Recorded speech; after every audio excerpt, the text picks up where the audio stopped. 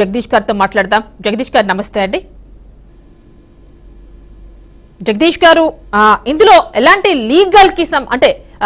Legal issues ఉన్నాయి అంటారు ఈ విషయంలో? ఇంతకుముందు మనం చూసాం, షేక్ సైదా గారు చెప్పారు, ఒక కంప్లైంట్ వచ్చినప్పుడు అది ఎందుకు బహిర్గతం చేయాలి, ఇలాంటి అంశాలను కూడా ఆయన మాట్లాడారు. మేడం, ముందుగా మీకు రామంజనేయులు గారికి అలాగే ప్యానల్ ఉన్న పెద్దలకి బిఆర్కే ప్రేక్షకులకి అందరికీ నమస్కారం. మేడం ఒక చిన్న విషయం చెప్తూ రిమైనింగ్ మాట్లాడుతాను. నేను అసలు వాస్తవంగా మీడియా ఇలాంటి విషయాలు వచ్చినప్పుడు మీడియా పాత్ర ఏంటి అనేది ముందుగా మనం మాట్లాడుకుంటే, ఎప్పుడైతే మీడియాని తమ స్వార్థ రాజకీయాల కోసం మీడియాని వాడుకుంటున్నారో, ఇలాంటి తరుణంలో మీడియా కూడా తమ పరిధి దాటి ప్రవర్తించాల్సిన అవసరం ఈరోజు ఈ తెలుగు రాష్ట్రాల్లో కల్పించబడింది. మేడం వినపడుతుందా? చెప్పండి జగదీష్ గారు. ఇప్పుడు మీడియాకి ఓ పరిధి ఉంటుంది. ఆ మీడియా పరిధి ఏంటి? ఏదైనా ఒక ఇష్యూ వచ్చినప్పుడు దానిపైన మనం ఏ విధంగా స్పందించాలి, మనం ఎంతవరకు సమన్వయం పాటించాలి అనే ఒక స్పాన్ ఆఫ్ టైం ఉంటుంది. కానీ ఆ టైం కూడా ఇస్తే ఆ తర్వాత మనం ఎక్కడ వెనకబడిపోతామో అన్న భయం మీడియాకు ఈ రోజు కల్పించబడింది. మేడం, ఇందుకు కారణం ఏమంటే మీడియా కూడా మనం ఈ రోజు రేపు మాట్లాడాల్సిన విషయాన్ని ఈ రోజే మాట్లాడాల్సిన అవసరాన్ని ఈ పొలిటికల్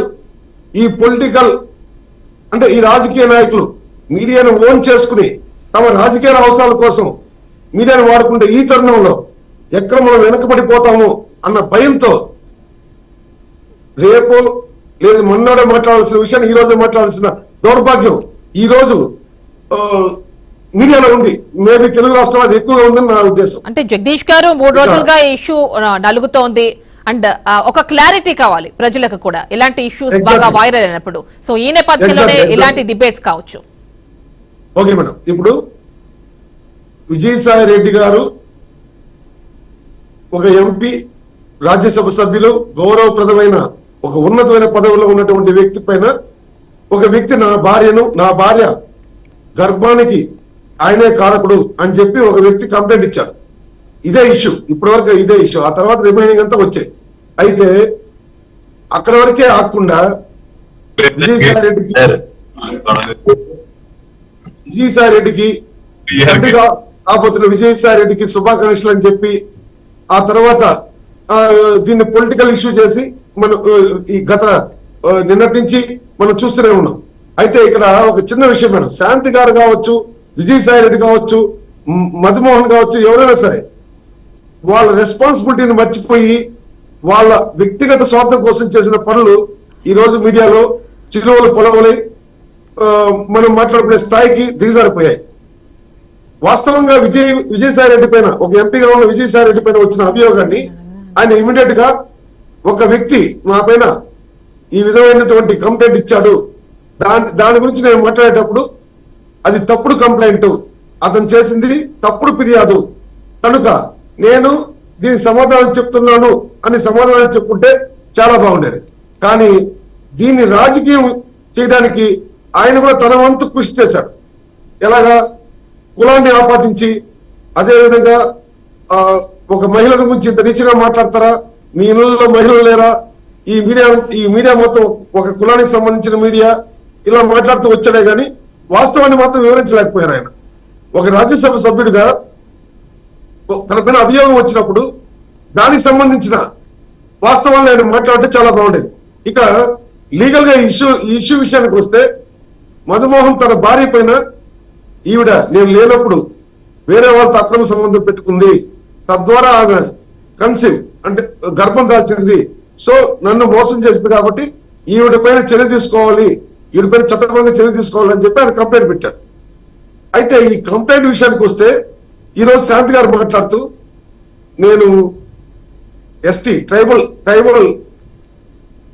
షెడ్యూల్ చెందిన మహిళను, నేను అతను కూడా ట్రైబలే కాబట్టి మేము ఒక ఒప్పంద పత్రం రాసుకున్నాము, ఎలాంటి ఒప్పందం, మేము ఇద్దరు విడిపోతున్నాము, భవిష్యత్తులో మాకు ఎలాంటి సంబంధాలు లేవని చెప్పి ఒక ఒప్పంద పత్రం రాసుకున్నాము.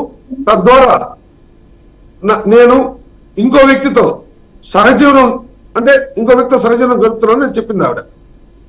హలో మేడం, చెప్పండి జగదీష్ గారు. ఆ సహజీవనంలో ఉన్నానని చెప్పింది ఆవిడ. ఇది ఒక సాధారణ మహిళ చెప్పినా, ఒక ఇన్నోసెన్సీ ట్రైబల్ చెప్పినా మనం యాక్సెప్ట్ చేయాలి, ఎందుకంటే ఆ ఇన్నోసెంట్ కాబట్టి. కానీ ఈవిడ లా గ్రాడ్యుయేట్, అదేవిధంగా ఒక ఉన్నత పదవిలో ఒక ఉన్నతమైన ఉద్యోగం చేస్తున్న ఆవిడ. ఈవిడ ఏ విధంగా ఈ విధంగా చెప్పగలదు? ఆవిడ ఖచ్చితంగా లీగల్ గా విడిపోవాల్సిన అవసరం, విడిపోవాల్సిన బాధ్యత ఆవిడకు ఉంది.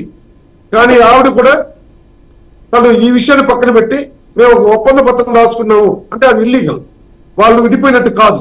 ఇంకో అతనితో అతను సహజీవనం చేయడం కానీ అతని ద్వారా ఆవిడ బిడ్డను కనదలుచుకోవడం కానీ ఇదంతా తప్పు.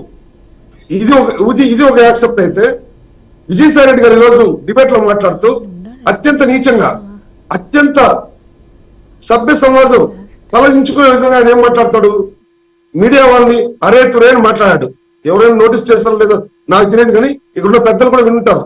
అరే బాబు, నువ్వు ఆగరా బాబు, ఇలాంటి పదాలు వాడుతూ ఆయన ప్రెస్టేషన్ మీడియా ముందు ఆయన కనపరిచారు. ఆయన విజయసాయి రెడ్డి ఇంకో మాట కూడా అన్నాడు, మధుమోహన్ గారు వాడెవడో నాకు పరిచయం లేదు, వాడు ఒక దాన్ని ఏమంటారు, తను ఫారెన్ వెళ్ళడానికి స్కాలర్షిప్ కోసం నా దగ్గరికి వచ్చాడు, గవర్నమెంట్ మోసం చేస్తే స్కాలర్షిప్ కోసం వచ్చాడు నా దగ్గరికి. అది ఎలాంటిది? గవర్నమెంట్ మోసం చేయడం అంటే అతను అర్హుడు కాదు స్కాలర్షిప్ కి, అయితే వచ్చాడు, సరే వచ్చాడు కదా అని చెప్పి నేను ఒక లెటర్ ఇచ్చాను, పోనీలే ట్రైబల్ కదా అని చెప్పి నేను సపోర్ట్ చేశాను. అంటే గవర్నమెంట్ మోసం చేయడానికి వచ్చాడు అనే మాట విజయసాయి రెడ్డి చెప్పాడు. ఇందాక పెద్దలు చెప్పినట్టు నీకు పెద్దల సభలో ఉండే అర్హత ఉందా? గతంలో నువ్వు మాట్లాడిన మాట కానీ ఇప్పుడు ఈ రోజు